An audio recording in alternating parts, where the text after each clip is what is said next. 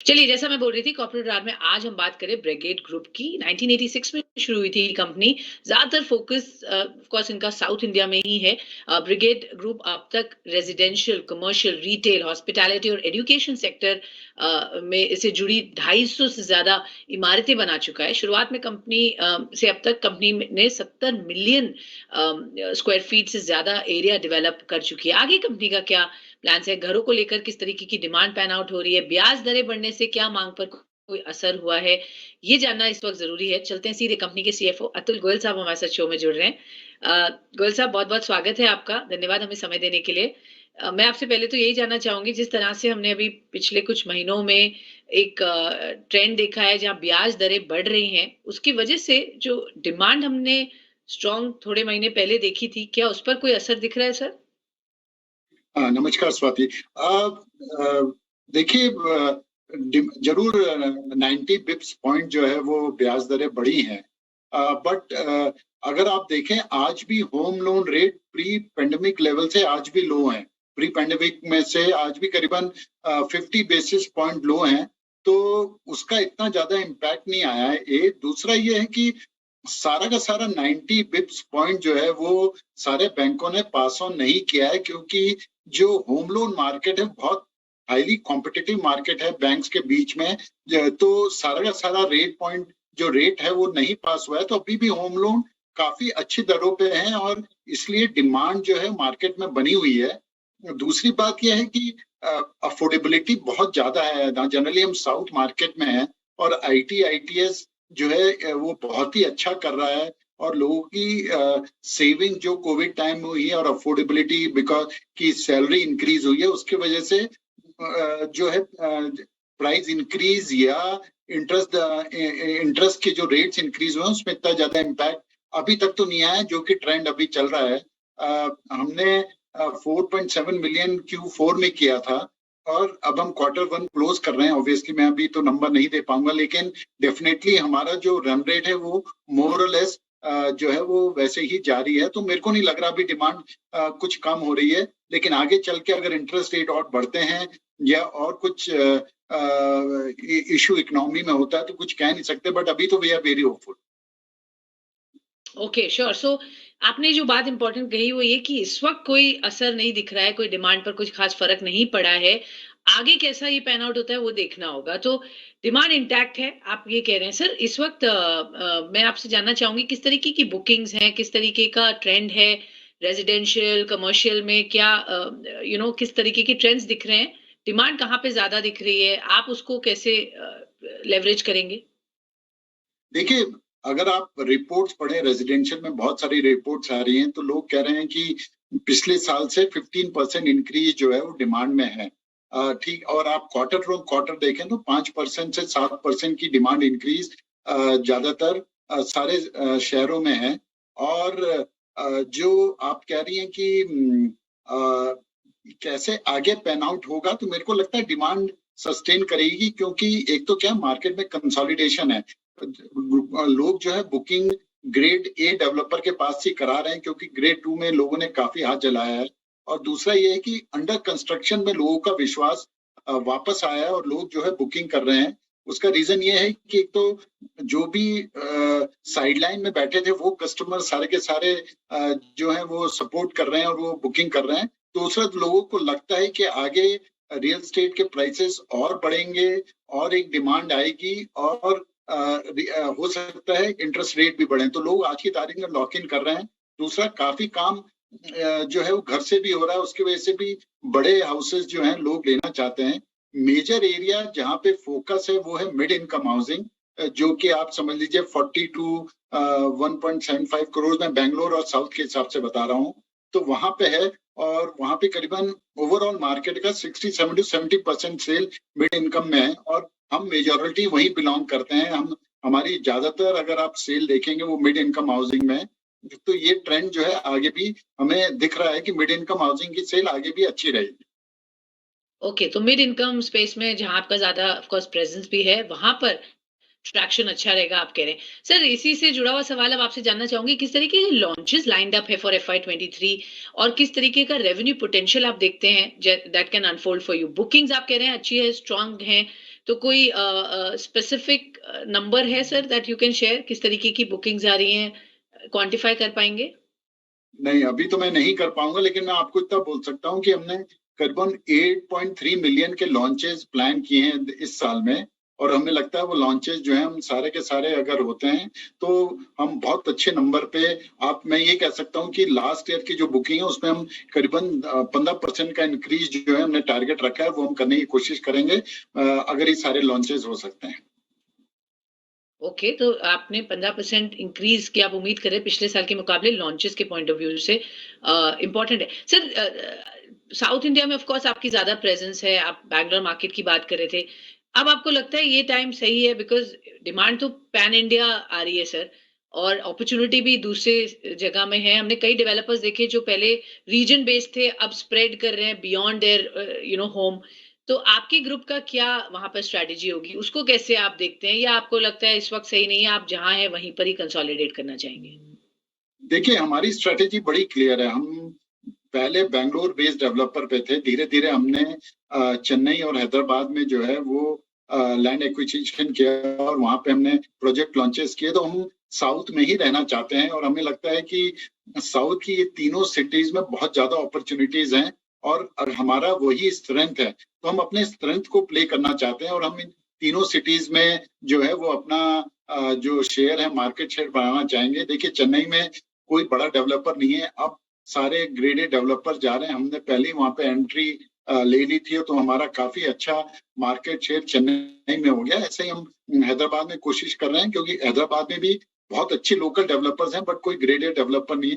तो हमने हैदराबाद में भी इसीलिए चुना था कि हम हैदराबाद में अपने आप को ग्रो करेंगे। तो हमें लगता है ये तीनों ITS शहर हैं और अच्छे ग्रो करेंगे इकोनॉमी पॉइंट ऑफ व्यू से भी। तो हमें लगता है पहले हम अपनी सारी अपॉर्चुनिटीज यहाँ पे कंप्लीट कर लें, उसके बाद देखेंगे हमें बाहर जाना है कि नहीं कहीं। सर, कितना लैंड बैंक आप एक्वायर करने की बात कर रहे हैं?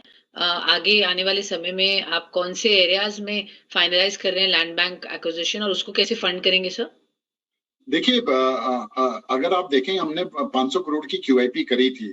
तो लैंड बैंक जो हमने टारगेट किया है अभी फिलहाल, जो कि रजी को में तेजी देखते हुए अराउंड हम 10 मिलियन के आसपास जो है वो लैंड बैंक जो है अभी एक्यूमुलेट कर रहे हैं। बट लैंड बैंक की जो स्ट्रैटेजी है वो कंटिन्यूअस है, तो हम कंटिन्यूअस लैंड बैंक चलती रहती है। बट हम एक चीज ध्यान रखते हैं कि हम 3 से 4 साल से ज्यादा का लैंड बैंक नहीं रखें, क्योंकि वो पैसा लॉक इन हो जाता है और आपका जो IRRs हैं वो प्रोजेक्ट में कम हो जाते हैं और आपका फंड फ्लो जो है वो जो है वो स्टक हो जाता है। तो हमने ये स्ट्रेटेजी बहुत टाइम से हम यही स्ट्रेटेजी फॉलो करते रहे हैं। तो इस साल जो हमने QIP रेज करी है और जो हमारे इंटरनल अप्रूवल्स हो रहे हैं, हम कोशिश ये कर रहे हैं कि हम अराउंड 10 to 12 मिलियन का जो लैंड बैंक है वो हम क्रिएट कर सकें, मेनली इन तीनों सिटीज में, बैंगलोर, चेन्नई और हैदराबाद। चेन्नई में हमने काफी इन्वेस्टमेंट किया है। आपने देखा होगा कि हमने एक रिसेंटली एक JDA भी साइन किया है। तो हम वहाँ चेन्नई में काफी एग्रेसिवली लैंड बैंक खरीद रहे हैं, similarly in Hyderabad and Bangalore as well. Okay sir, north market का मैं आपसे इसलिए ट्रेंड समझना चाहूंगी कि यहाँ पर कहीं ना कहीं कमी है अच्छे बड़े बिल्डर्स की, रेप्यूटेड बिल्डर्स की। अपॉर्चुनिटी के पॉइंट से बहुत अच्छी जगह है, डिमांड भी वहाँ स्ट्रांग है। उत्तर प्रदेश, हरियाणा, मैं इस रीजन की बात कर रही हूँ। आपको लगता है सर वहाँ एक अच्छी स्ट्रांग एंट्री आपके ग्रुप की हो सकती है? कई बिल्डर्स जो वेस्टर्न रीजन में हैं, उन्होंने वहाँ एंट्री की है और बहुत बढ़िया उनको रिस्पॉन्स भी मिले हैं। तो आपको लगता है ये एक मिस्ड अपॉर्चुनिटी है फिलहाल आपके लिए? नहीं, हमें नहीं लगता। मेरे को लगता है हम अपने स्ट्रेंथ पे प्ले करते हैं और हमें लगता है हमारी स्ट्रेंथ जो है वो साउथ इंडियन मार्केट में है। आगे जाके अगर हमें लगेगा कि और बढ़िया अपॉर्चुनिटीज नॉर्थ में कहीं मिल रही है तो हम जो है उसको देखेंगे, लेकिन फिलहाल हम खाली साउथ इंडियन मार्केट्स को ही देख रहे हैं। ओके सर, ऑफ कोर्स एक तो तरीका है लैंड बैंक एक्वायर करके डेवलप करना, but inorganic ways of acquisition भी हैं ऑन द प्लेट।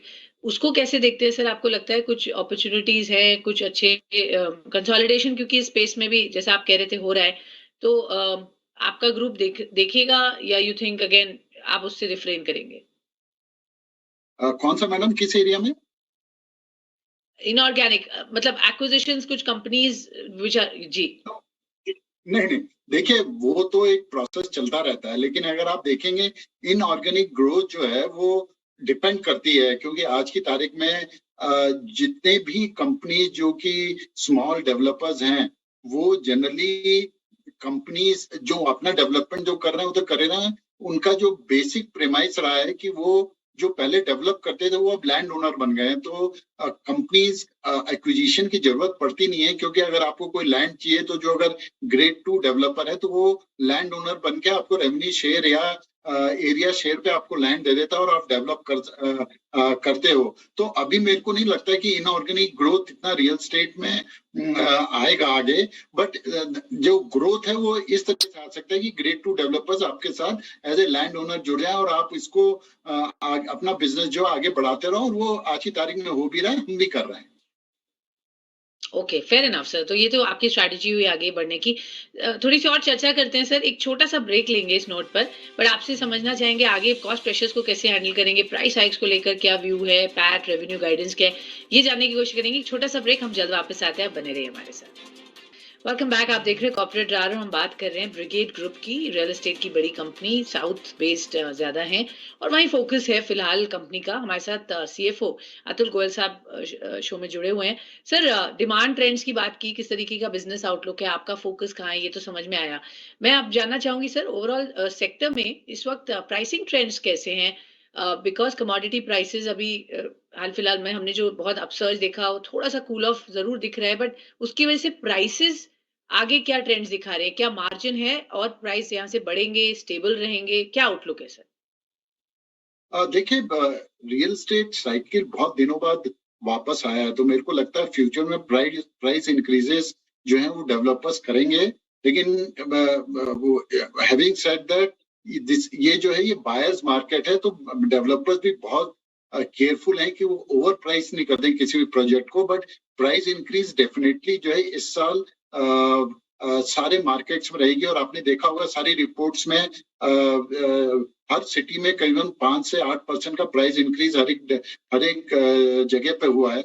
उसमें जरूर कुछ पार्ट जो है वो कमोडिटी प्राइस इंक्रीज का भी है, और वो हमने भी कमोडिटी प्राइस इंक्रीज की वजह से किया है, लेकिन हमने पहले भी माना था कि टेम्परेरी फेनोमेनन है। अगर आप देखेंगे, जो आप सही कह रही हैं कि इसमें कमोडिटी के प्राइसेस कूल ऑफ हुए हैं, तो मार्जिन्स में ओवरऑल इतना इम्पैक्ट नहीं आएगा।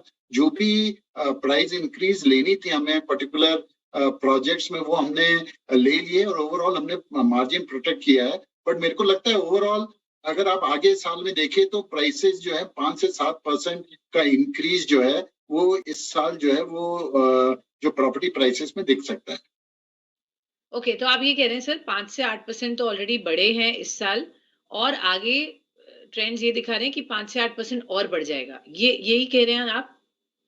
बिल्कुल, ये डिपेंड करता है सविता जी कि किस लोकेशन में आपका प्रोजेक्ट है। हमने बहुत सारे प्रोजेक्ट जो बहुत रेलिवेंट लोकेशन पे, वहां पे हमने हमने 15% भी प्राइस इंक्रीज लिए है, तो ये डिपेंड करता है। लेकिन ओवरऑल अगर आप देखें जितने भी प्रोजेक्ट्स आप लॉन्च करते हैं, जैसे हम 8.3 मिलियन लॉन्च करेंगे, तो मेरे को लगता है ओवरऑल 5 से 7% का प्राइस इंक्रीज डेफिनेटली हम ले पाएंगे। ओके, और मार्जिन्स आपने कहा प्रोटेक्ट करेंगे, बट मैंने देखा सर Q4 रिजल्ट्स में टॉप लाइन ऑफ कोर्स बड़ी है, रेवेन्यू ठीक है, बट मार्जिन्स और पैट पर जो प्रेशर आया था, क्या अब वो करेक्ट हो जाएगा? और मार्जिन्स की बैंड क्या होगी सर, ये साल के लिए क्या उम्मीद रख रहे हैं FY 23? देखिए, ऐसा जो फाइनेंशियल जो काफी मिसनोमर हो जाते हैं आफ्टर AS 115, उसका रीजन ये है कि आपकी फिक्स्ड कॉस्ट जो है वो तो जो है वो कॉर्पोरेट कॉस्ट जो है वो तो सेम रहती है, लेकिन आप रेवेन्यू रिकॉग्नाइज करते हो बेस्ड ऑन रजिस्ट्रेशन जो आपके हो रहे हैं। तो रजिस्ट्रेशन जरूरी नहीं कि आप सारा का सारा कर पाओ एक साल में, तो वो एक मिसनॉमर है। लेकिन मेरे को पिछले साल भी हमने अगर आप परसेंटेज ऑफ कंप्लीशन से देखें तो हमने अच्छा प्रॉफिट किया था, और मेरे को लगता है इस साल भी हम करीबन ओवरऑल कंपनी वाइड कम से कम 20 से 22% का एबिटा मार्जिन हम जरूर रख पाएंगे। ओके, तो 20 से 22% का एबिटा मार्जिन्स की आप उम्मीद रख रहे हैं। क्विकली सर, आखिरी सवाल जानना चाहूंगी, डेट इस वक्त आपकी बुक्स पे, if I am not wrong, 5,000 crore के करीब है। उसको कैसे कम करेंगे? आगे डेट रिडक्शन क्या प्लान्स क्या होंगे? नहीं, हमारा जो डेट है वो 4,100 है, ग्रॉस डेट में कह रहा हूँ। अगर आप नेट डेट देखें तो करीबन 2500 करोड़ है, क्योंकि हम काफी कैश भी हमारे पास आज की तारीख में है। लेकिन अगर आप देखें मेरे 4100 करोड़ के डेट में 75% खाली कमर्शियल डेट है जो कि एलआरडी से बैक्ड है। तो और उसके लिए रेंटल सबसे जो है वो रेंटल जो है उसके लिए बहुत है कि उन एलआरडी डेट को जो है वो सपोर्ट कर सकें, तो हमें इतनी चिंता नहीं है। अगर आप देखें रेजी डेट जहाँ पे कि आज की तारीख में चाल है, हमने कम से कम हम अगर आप पिछले साल देखें हम करीबन 700-800 करोड़ में होते हैं, वो हम आज 200 करोड़ में आ गए। तो हमने ज्यादातर रेजिडेंशियल डेट जो है वो पे कर दिया है।